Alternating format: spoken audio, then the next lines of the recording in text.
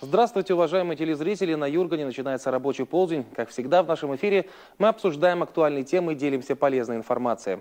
Будущих водителей хотят тестировать на агрессивность. Сейчас эти самые тесты разрабатываются в Федеральном медицинском исследовательском центре психиатрии и наркологии имени Сербского.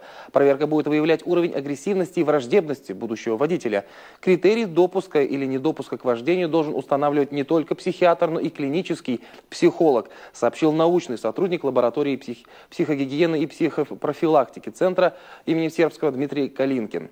Эксперты-психологи согласны с тем, что если человек замечен в превышении скорости в 5 и более раз, то у него явное нарушение психики, но при этом многие из них опасаются, что новая проверка вызовет дополнительные траты бюджетных средств и создаст почву для коррупции.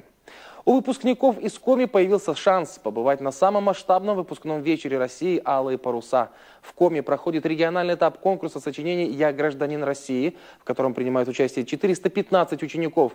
Лучшие работы школьников республики отправят в оргкомитет, который будет выбирать самые лучшие сочинения по всей стране. Как сообщает Минобраз Коми, принято решение наградить 5 11-классников Северо-Западного федерального округа страны, которые напишут лучшие сочинения участием в празднике выпускников «Алые паруса». Он пройдет с 23 по 24 июня в Санкт-Петербурге. Таким образом, у выпускников из Коми появился шанс побывать на самом масштабном выпускном вечере России. Ну и на День России, День города в Сыктывкаре выступит певица Валерия. Концерт на Театральной площади 12 числа начнется в 20:00. Концерт народной артистки стартует в 8 вечера. Наверняка там будет много людей. И, кроме того, утвержден план мероприятий к праздничному дню. Наверняка в скором времени вы сможете с ним ознакомиться. Мультфильм из Коми признан лучшим на международном финно-угорском фестивале в Удмуртии. Анимация «Званый вечер в Кибре» создана по мотивам стихотворения основоположника коми-литературы Ивана Куратова «Закар Орден у Захара». На конкурс было подано 25 заявок от мультипликаторов Эстонии, нашей республики, Марии Эл, Удмуртии, Карелии и Новосибирска. Жюри определило 5 лучших анимационных фильмов. Инициатором создания нашего мультфильма выступил «Званый вечер в Кибре», выступил Национальный музей Коми и администрация Сысольского района. Презентация красочного мультфильма на коми и русском языке состоялась еще 5 лет назад. В его основу легли иллюстрации художника Аркадия Мошева, созданные в 1985 году. Мультфильм озвучен актером Академического театра драмы имени Виктора Савина Владимиром Рочевым. Интересная новость издалека. В Индии новорожденный младенец пошел сразу после рождения. Малыш, опираясь на руку медика, совершил свои первые несколько шагов в жизни спустя всего несколько минут после появления на свет. За несколько дней ролик просмотрели в соцсетях почти 73 миллиона пользователей. Люди размышляют на тему, откуда у ребенка могла взяться эта суперспособность. Кто-то пишет о врожденных рефлексах, а другие отмечают, что в Индии младенец мог не только самостоятельно пойти, но и спеть и станцевать, как это делают в Болливуде. Ну а теперь к основной теме. Здоровье детей, что может быть, конечно же, важнее. Следить за состоянием своего чада в большей степени обязаны родители, но не забудем и про детский сад, куда мы водим ребенка. В течение всего дня наш малыш находится под присмотром воспитателей и, естественно, медицинского работника, который есть в каждом садике. О том, как проводится эта работа, на примере некоторых дошкольных учреждений Сыктывкара узнаем сегодня от сотрудников детской поликлиники номер 3. К слову, медицинскому учреждению в этом году исполняется 25 лет. Наш телефон 46 90 60, и я представляю вам наших гостей. Итак, сегодня в нашей студии рядом со мной Ирина Черницына, врач-педиатр, курирующий детский сад номер 17. И не только его, по-моему, узнаем чуть позже об этом. Ирина Юрьевна, здравствуйте. Здравствуйте. Также с нами Наталья Анатольевна Шмальц, старшая медсестра отделения. Наталья Анатольевна, здравствуйте. Добрый день. И с нами Елена Васильевна Новокшонова, медсестра, также курирующая детский сад номер 17. Добрый день. Елена, здравствуйте. Итак, давайте сначала немножечко углубимся в историю. Детская поликлиника номер 3, такое уже учреждение, можно сказать, с богатой историей. А вот дошкольное отделение, когда оно было создано, как было образовано, когда начало свою работу? Ну, что я хочу сказать? Именно что о переводе дошкольного отделения в детскую поликлинику номер 3. 29 декабря 2012 года медицинские сестры дошкольных учреждений были переданы в штат детской поликлиники номер 3. Отделение ООО МП-ДОУ. Это значит отделение организации медицинской помощи детям в образовательных учреждениях. Значит, дошкольное отделение у нас входят 27 объектов. Они расположены в разных чертах города. То есть это 27 детских садов, Да. или не только? Да, ну там получается 21 детский сад, так как у одного детского сада может быть сразу 3 корпуса. Понятно. Поэтому как бы всего 27 объектов. Они расположены, значит, в разных частях города. Это в основном орбита, Нижний, Верхний Чов и также в центральной части города. В эти дошкольные детские сады, значит, это самое, есть еще, входят специализированные сады. Это с патологией опорно-двигательного аппарата, затем, значит, речевой детский сад есть, патология глаз и, значит, аллергические заболевания дыхательных путей, также атопические заболевания кожи. Ну, то есть такой у вас широкий спектр. Да, очень большой. Также имеется у нас физио, медсестры и медсестры массажа проводят процедуры значит, это в специализированных детских садах. То есть они там вот находятся и там же Да, все это непосредственно они находятся в детском саду, где, значит, нужна такая как бы помощь. В поликлинике номер 3 ваше отделение можно считать самым Оно крупным? самое большое, да, подразделение детской поликлиники номер 3. Какие функции вот основные, скажите, пожалуйста? Ну, основные, значит, наше отделение, оно структурное подразделение детской поликлиники. И, значит, что входит? Это, значит, организационно-методическая работа, помощь. Затем, значит... Нет, лечебно-профилактическая работа. Подсказывайте. Просветительская, санпросветительская работа. То есть вы выходите в какие-то учреждения? Еще как Основная цель поликлиники – профилактика заболевания, а не ее излечение. Быстрее, чем мы профилактируем заболевание, тем не будет никакого заболевания. На это направлена цель поликлиники, в принципе, и сада. А дальше уже из этого все вытекает как бы дополнительно. То есть вот медсестры, которые находятся в детских садах постоянно, они относятся непосредственно к поликлинике, да? Да.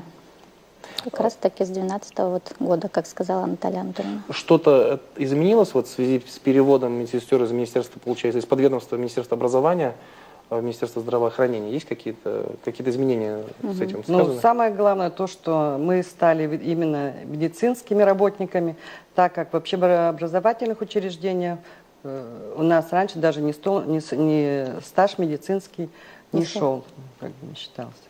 Вот это самое главное. Ирина Юрьевна, скажите, пожалуйста, насколько важно, чтобы в детском саду присутствовал всегда медработник?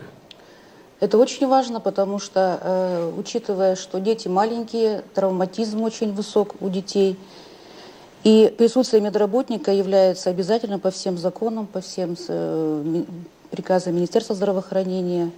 И когда начинаются какие-то, не дай бог, случаются события, какие-то ушибы, травмы, и отсутствие работника, конечно, дезориентирует и работников самого садика, и пациентов, и необходимость вызова родителей возникает, и, конечно, без медработника практически образовательные учреждения не должны существовать весь рабочий день. Вы наверняка, там есть какие-то регулярные, наверное, обходы по садику, да? Систематически и по контролю, и по профилактике, и по вакцинопрофилактике. Это все время идет прямая работа с родителями, это все время на телефоне, это любые неотложные состояния. То есть это если ребенок в саду у вас там рвота или еще что-то возникает, или травма какая-то, то есть это прямая работа. Это сразу оказание неотложной помощи, это сразу вызов родителей, то есть если нужно связывание с 03, потому что мы с ними очень плотно работаем, со всеми учреждениями медицинского города, то есть и с инфекционной больницей, и с республиканской больницей, детской. То есть в зависимости от симптомов, то сразу подключаете. это все подразделения. То есть если возникает инфекционное заболевание, мы должны сообщить в течение 2 часов службы Роспотребнадзора о заболевании, чтобы дальше инфекционное заболевание пресекалось как-то. То есть работа обширная проносится. То есть порой, когда медработников в саду нету, у родителей паника сразу Просто возникает. Парализованы.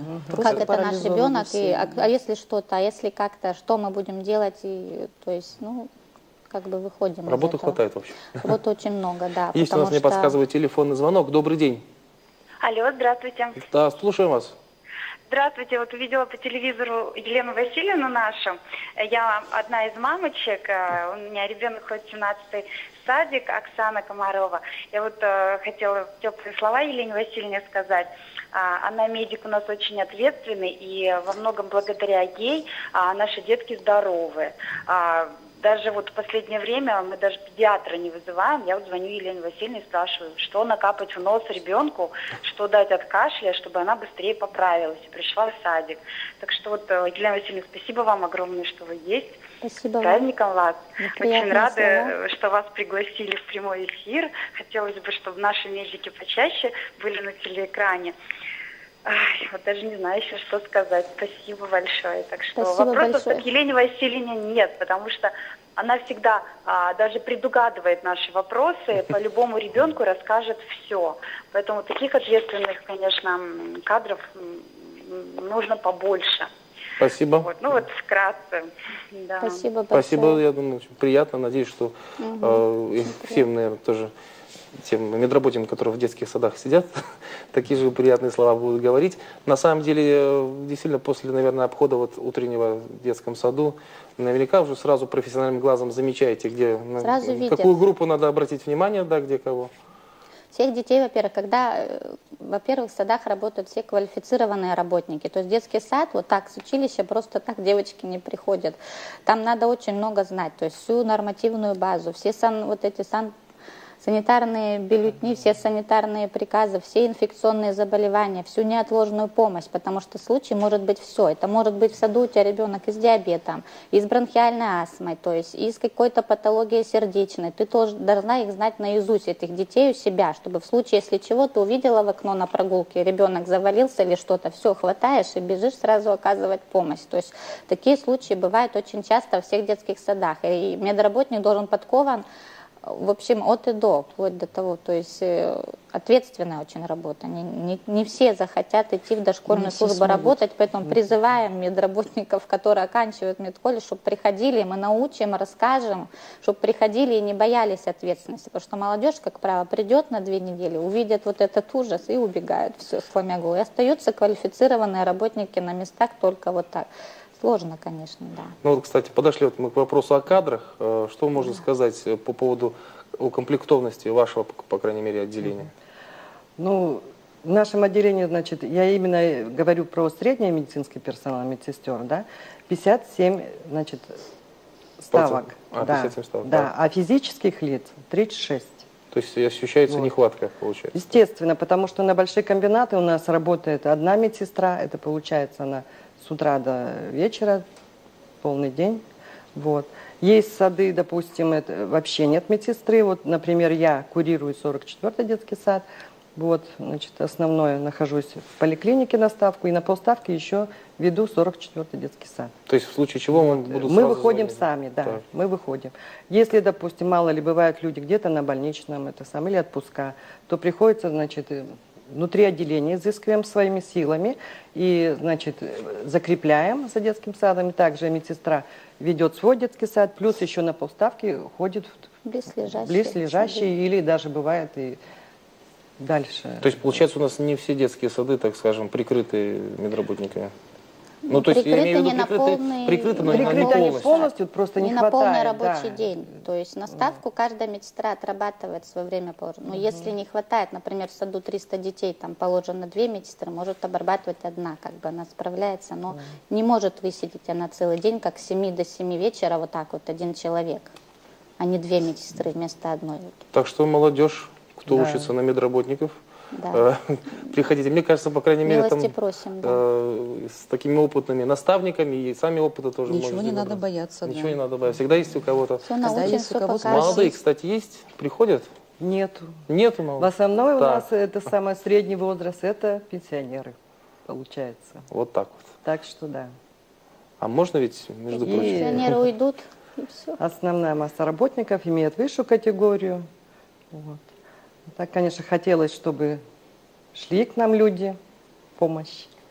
Вот. Уже, конечно, хотелось бы, чтобы они как бы имели опыт работы в детском саду. Потому что бывает, приходят, как бы сертификат позволяет работать в детском учреждении, а такого опыта нету. И вот обучаешь, а в итоге этот человек увольняется. Очень обидно бывает. То есть, я так понимаю, Лена Васильевна, большая нагрузка психологическая тоже в том числе, да, получается, на врача, на медсестру? Очень большая ответственность большая. Не бояться этой ответственности за ребенка, за здоровье детей. Если что-то случается, и не бояться не справиться со своей поставленной задачей, это же какая нагрузка за жизнь ребенка ведет. Плюс нагрузка со стороны родителей, это же сверху все. Вот, кстати, как удается общаться с родителями? Есть ли понимание с их стороны?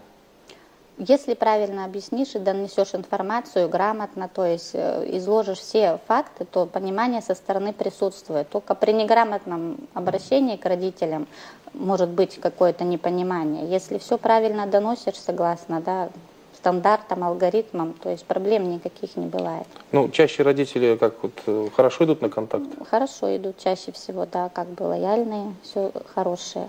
Бывают недоговоренности. Ну, вызываем, подключаем педиатра, вместе решаем вопросы. И, как правило, благоприятно исход у нас. А как всё. дети? Не боятся? Родители благодарны. Людей в белых халатах?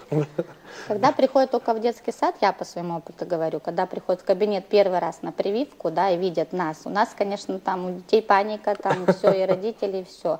Но когда получают, рассказываем, показываем, как нужно вести себя, как после прививки, все рассказываем. Там игрушки у нас стоят, то есть завлекаем, заговариваем всевозможные. Ребенок получает прививку, видит, что это не так больно и не опасно, и второй, третий раз уже бежат просто, когда мы пойдем в кабинет медицинский на прививку, то есть уже сами просятся и бегут уже с удовольствием, и замечательно. Самое главное, выходит и рассказывает остальным, все нормально, я крутой, я сделал первым, все, давай. А сегодня давай. мы с Еленой Васильевной начали трудовой день тоже с прививок. Мы И с 8 утра сегодня, да, да, и до просто 10 очень делали много прививок. такой пример вот хочется привести, что ребенок уже знает, что Елена Васильевна говорит, что делать, не делать во время прививки и после нее. И он говорит, не кушать конфет. Ну, это хорошо, потому что дети с То есть конфетами они могут уже знают, поглощать что бесконечно. нужно. Потому что И после что не прививки нужно может делать, быть да. аллергическая реакция, и мы стараемся новые продукты не включать после прививки и сладкое ограничить, потому что это все может нам сбить с толку, смотря на реакцию после прививки. Дать аллергическую реакцию, и мы можем подумать, что это поствакцинальное какое-то осложнение. На самом деле он конфет там набился. И родителей предупреждаем, и памятки даем, и рекомендации. Но они уже все знают, что в саду уже длительно как бы работаем. Как бы, по крайней мере, наши родители и дети, они обучены этому. Это хорошо, когда такая связь есть. Сейчас сделаем небольшое отступление, как раз вот это тоже оно связано с тем, как заняться с ребенком, провести время с пользой. Вот Татьяна Царицына, наш инструктор по пилатесу, расскажет, вот как несколько спортивных минут уделить своему малышу для пользы тела. Давайте посмотрим рубрику «Советуют специалисты».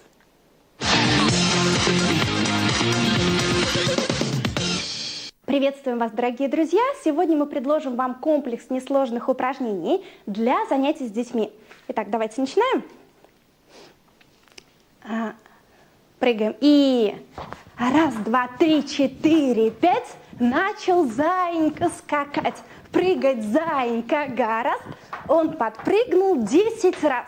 Стараемся приземляться плавно, эластично, с мягким сгибанием колен. Садимся на коврике.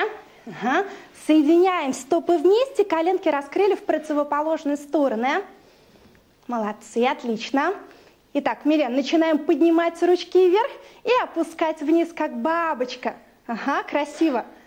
Красиво, красиво, красиво. Давай, бабочка полетела на цветочек. Отлично. Коленочки тянем в пол и потянулись за ладонями вперед. Молодцы. Вырастаем. Замечательно. Итак, выполним еще один раз. В упражнении «Бабочка» важно раскрывать коленки в противоположные стороны и стремитесь, чтобы колени ребенка максимально тянулись в пол. Стопы остаются вместе, спинка ровная-ровная, макушка тянется вверх. Отлично. Ручки выводим вперед и потянулись за ладошками. Максимально удлинили позвоночник. Тянемся. Замечательно. Итак, выходим в позицию на четвереньки. Кошечка готовая. Итак, кошечка добрая. Прогибаем спинку вниз, посмотрели в потолок. Кошечка злится, округлили спинку, посмотрели в пол. Еще раз, кошечка добрая. Молодцы. Кошечка злится. Угу. Кошечка зевает. Пяточки приклеиваем в пол. Вытянулись. Молодцы. Погрузились на четвереньки. Кошечка добрая. И кошечка зевает. Отлично. Погрузились на четвереньки. Молодцы. Упражнение «Кошечка» служит, запускает мобилизацию нашего позвоночника и является отличной профилактикой развития сколиоза у детей. Старайтесь проконтролировать, чтобы коленные суставы ребенка располагались под тазобедрами, стопы лежат на полу. Угу. Полностью вся ладошка погружена. Отлично. И выгибаем спинку. Молодец. И обратно. Ага. Отлично. И еще раз. Умничка. Итак, сегодняшний комплекс был направлен на развитие подвижности позвоночника, мобильности наших суставов, а также служит отличной растяжкой ног ребенка. Если вы будете выполнять этот комплекс каждый день, то очень скоро заметите хорошие результаты. Будьте здоровы!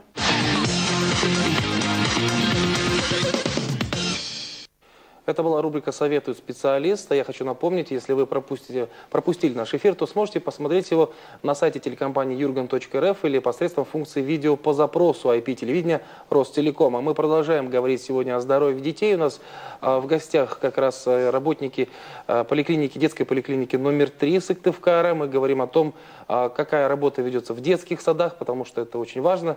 Сами все родители, вы понимаете, важно, когда медицинский работник квалифицированный присутствует в учреждении, чтобы в случае чего вовремя среагировать на какую-то нештатную ситуацию, связанную со здоровьем ребенка. Хотя, конечно, хотелось бы, чтобы работы было поменьше в этом плане. Что касается прививок, вопрос всегда актуальный, всегда волнующий, особенно для родителей.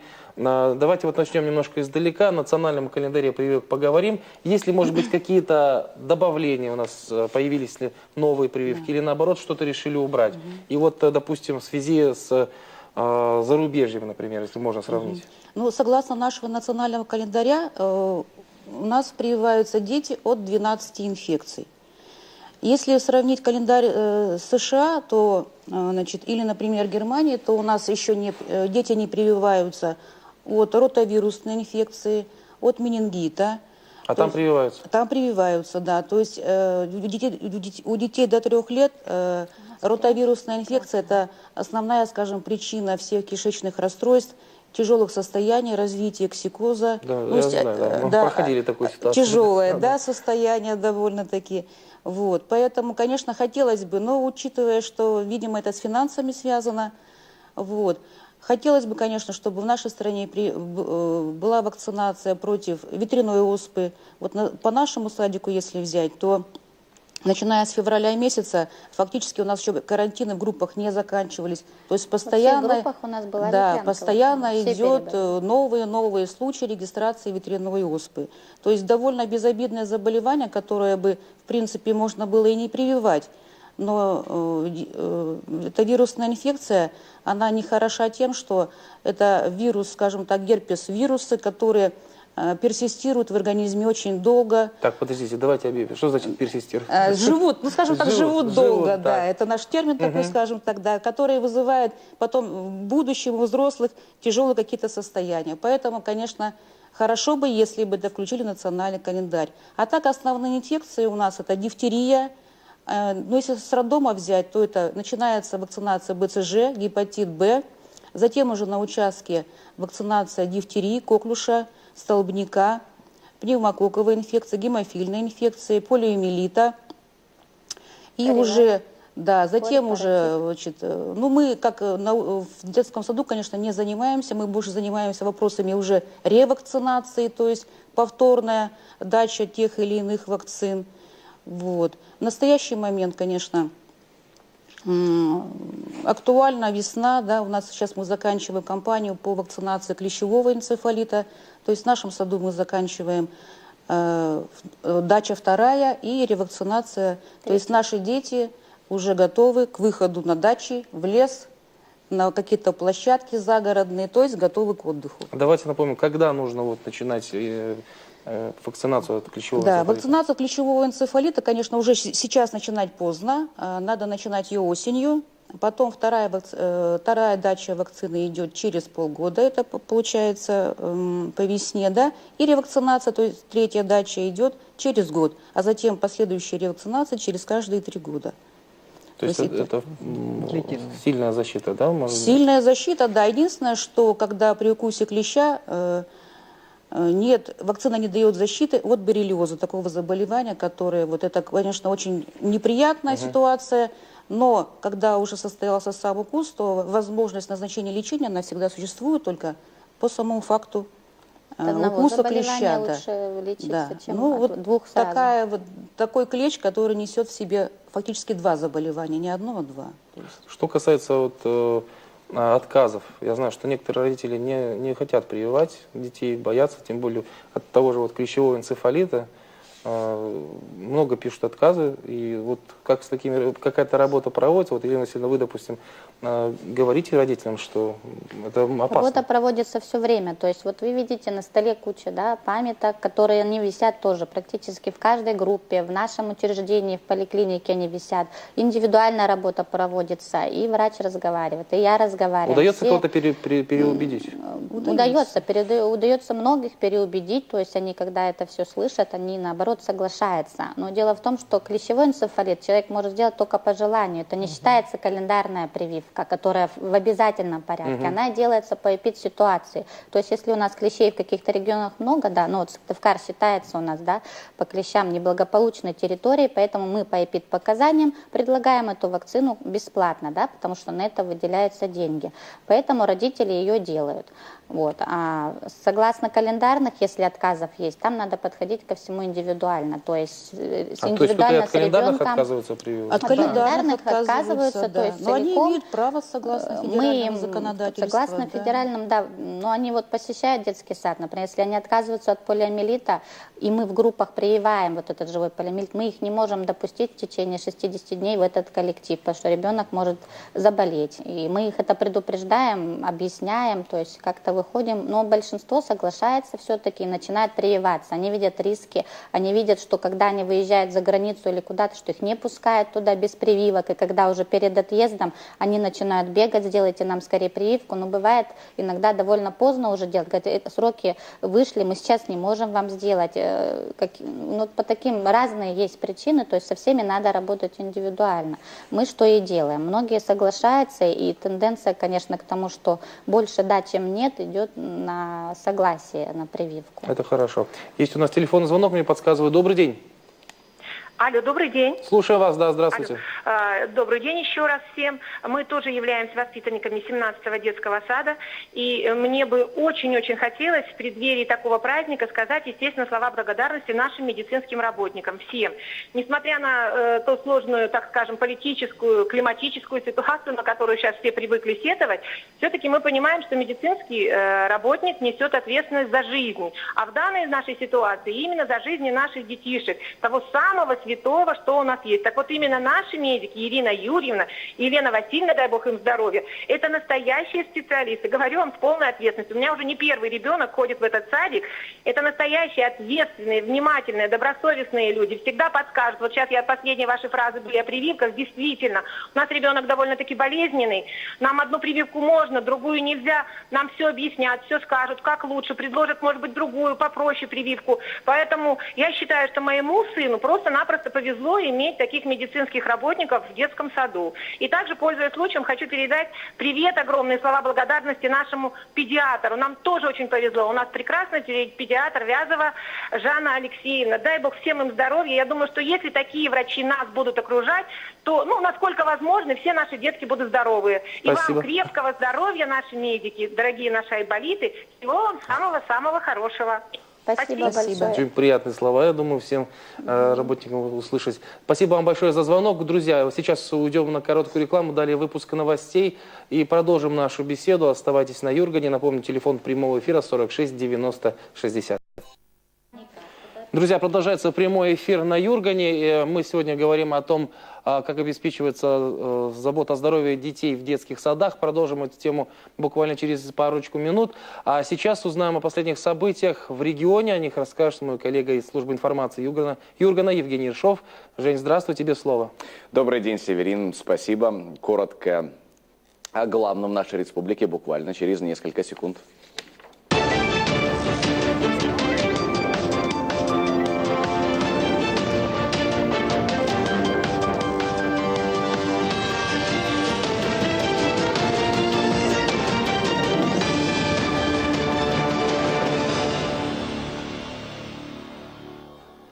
Все действующие в нашей республике маршруты пригородных поездов планируется сохранить в ближайшие 2 года. Такая задача поставлена правительством Коми для сохранения востребованного транспорта в сфере перевозок пассажиров и грузов. Руководство региона взаимодействует с Северной пригородной и с федеральными пассажирскими компаниями и с РЖД. Среднегодовой уровень занятости населения в Коми составил 64,4%. Как оказалось, в Сыктывкаре, Ухте и Усинске меньше всего безработных. В аутсайдерах Сысольский, Прилузский и Троицко-Печорский районы. Информация об этом прозвучала на заседании Общественного совета Минтрудсоцзащиты Коми. Семейный парк Югытлун в Сосногорске вошел в библиотеку образцов благоустройства и озеленения Минстроя России. Она создана как каталог лучших практик в сфере развития городской среды, которые могут быть реализованы и на других территориях. Эти и другие новости вы можете найти на сайте нашего телеканала yurgan.rf, а также в следующих выпусках «Времени новостей». Ну а дальше продолжение передачи «Рабочий полдень». Северин, тебе слово. Спасибо, Евгений. Мы продолжаем, друзья. У нас сегодня, напоминаем, в студии медицинские работники из детской поликлиники номер 3 Сыктывкара. Мы говорим о том, как в садиках они смотрят за здоровьем наших детей. Много объектов у подопечных его отделения детского дошкольного. Вот еще такой вопрос интересный. Сам был свидетелем неоднократно, что приводят родители детей больных в садик. С точки зрения вот других родителей, как бы, да, то есть, ну, я понимаю, что, может быть, какие-то там жизненные ситуации бывают, но тебе все равно ты приводишь здорового ребенка, кто-то приводит ребенка, который кашляет. Казалось бы, вот это ведь неправильно, наверное, на самом деле, да? Это неправильно, да. Поэтому педиатр ежедневно осматривает детей, особенно если есть жалобы со стороны родителей, если есть жалобы со стороны воспитателей, что привели больного ребенка. Поэтому после осмотра педиатра он делает заключение или отстранять ребенка из садика и давать направление на участок, лечиться, или оставлять его. То есть, в принципе, здесь имеет большое значение, конечно, ответственность самих родителей. То есть они должны прекрасно понимать, что, ведя больного ребенка, они подвергают возможности заражения здоровых детей. И наверное, им самим будет неприятно, когда они приведут своего здорового ребенка, а вы, например, переведете, да, чихающего и кашляющего. Поэтому все должны понимать и относиться к этому, наверное, с должным уровнем, да, сознания, наверное, скорее всего. Уважать друг друга. Уважать друг друга, да. И когда уже мы отстраняем от садика, то, наверное, не скандалить, не кричать, не ругаться с нами. То есть мы действуем в интересах других детей. И основная цель, в принципе, в садике, да, в детском саду, это сохранение здоровья, не давать возможность распространяться инфекции какой-либо. То есть вот основная наша функция – это профилактическая. Ну, тут, наверное, возможно, следует согласна обратиться и к работодателю, потому что некоторые родители, может быть, просто из-за работы не могут оставить ребенка дома, поэтому хочется и к работодателям обратиться, чтобы относились с пониманием, если человек остался на больничном с ребенком. А есть у нас, мне подсказывает, телефонный звонок. Добрый день. Алло, здравствуйте. Вот, пользуясь случаем, хотела бы задать вопрос вашим гостям. У меня, правда, еще внук маленький, в садик мы еще не ходим, но вот хотела спросить, вот сама по себе вот очень мерзлявый человек, и невестка такая же мерзлявая. И вот как закалять ребенка? Вот элементарно мы сейчас просто ходим дома босиком. Вот это будет какой-то первый шаг закаливания? Хорошо, спасибо за вопрос. Вы знаете, я вот, например, считаю, что это очень хорошо, что у вас ребенок ходит босиком. Это один из элементов закаливающих процедур. Закаливающей процедурой также является тот момент, что когда вы даете какое-то питье ребенку, молочные какие-то продукты, то нежелательно, доставая из холодильника кефир, молоко, греть его в микроволновке и доводить его до какой-то температуры, там 36 или 40 градусов. Это тоже закаливающая процедура, особенно для горла. Ну, то есть сразу холодный прям можно дать? Можно, нужно. Но, конечно, не сразу, не резко. Начать с каких-то, наверное, не очень низких температур, но стараться не греть.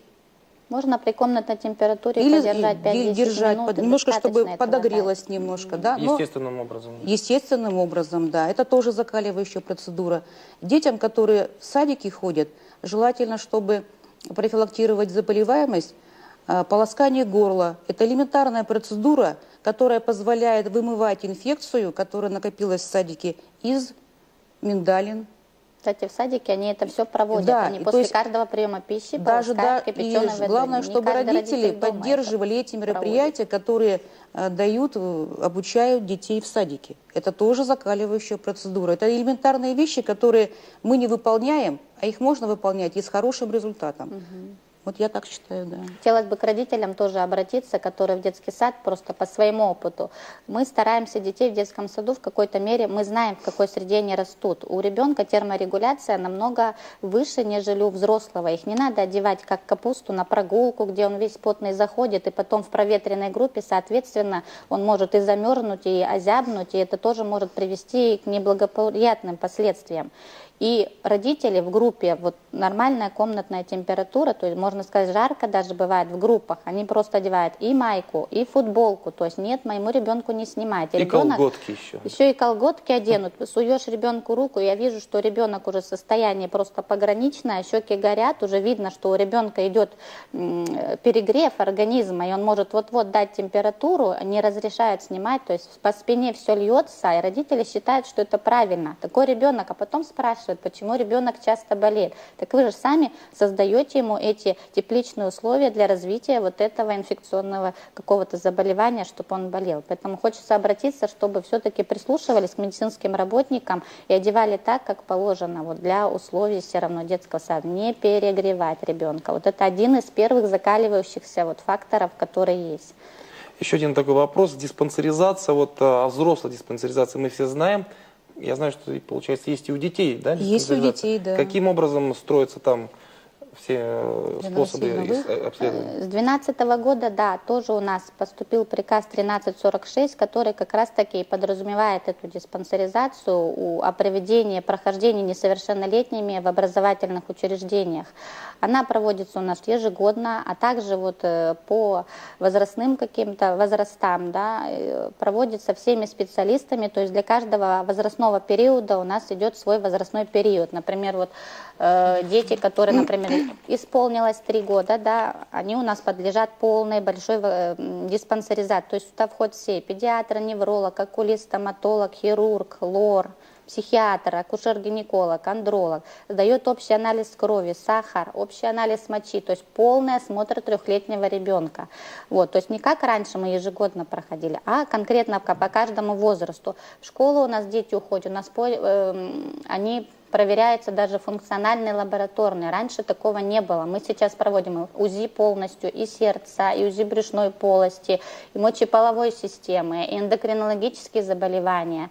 То есть все проверяемся. Раньше этого не было. И за счет этого патология у нас вот как раз таки выявляется и очень обширно, причем сердечная патология. И мы уже можем дать рекомендации для школы, что этого ребенка там какая-то специальная группа физкультуры, этого ребенка не гоняйте, потому что могут быть, да, последствия, ему надо наблюдаться. То есть и группы здоровья уже от этой диспансеризации, они тоже формируются педиатром. То есть у кого первая группа, вторая, третья, как бы по этому приказу очень хорошо мы можем мониторить заболеваемость вот этих детей. Может быть, какой-то на ранней стадии как раз и получится. Как раз таки для выявления ранних форм заболеваний. Особенно очень большой процент выявленной патологии на электрокардиограмме. УЗИ, эндокринологических очень УЗИ тоже. делается, УЗИ сердца. Вот у нас был недавно случай, у ребенка выявили врожденный порок сердца, который не распознавался с рождения. То есть он уже прооперирован, благополучно все завершилось. Аневризма была, да, межпредсердной перегородки. То есть довольно все благополучно закончилось. Ну что ж, я надеюсь, что благодаря вам и вашим коллегам в детских садах дети будут находиться под хорошей опекой, находятся. Друзья, ну и от взрослых, от нас, конечно, тоже много от родителей зависит. В заключении эфира у нас буквально вот полминутки осталось. Я знаю, что вы хотели поздравить своих коллег. Да, нам хотелось бы, конечно, поздравить своих коллег еще в свете, да, события будущего у нас и 25-летия. И хотелось бы, конечно, уже без градации, да, специальности, в каком мы профиле работаем.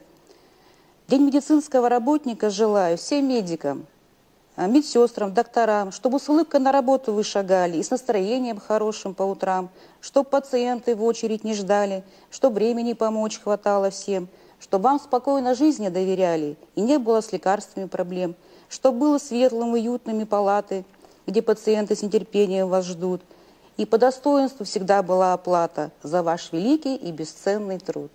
Спасибо. С праздником Мы вас, присоединяемся дорогие. к поздравлениям коллег, всех поздравляем. Заранее, но с праздником. Да, потому что для нас это очень важно. 18 июня будет же ваш профессиональный праздник. Да. Да. Мы тогда еще раз, конечно, в тот же день поздравим всех вас, уважаемые работники Министерства здравоохранения, медицинские работники. Спасибо вам большое. Желаю, Вам чтобы спасибо. вас, ваши детки всегда тоже, ваши подопечные, не болели. Спасибо вам большое. Обращайтесь. Спасибо. Спасибо большое. Друзья, с вами увидимся совсем скоро в 12:00 на телеканале Юрган каждый день. И напомню, если вы пропустили наш эфир и хотите узнать какую-то информацию из него, то сможете посмотреть его на сайте телекомпании Jurgan.rf или посредством функции видео по запросу IP-телевидения Ростелекома. До свидания, всего хорошего.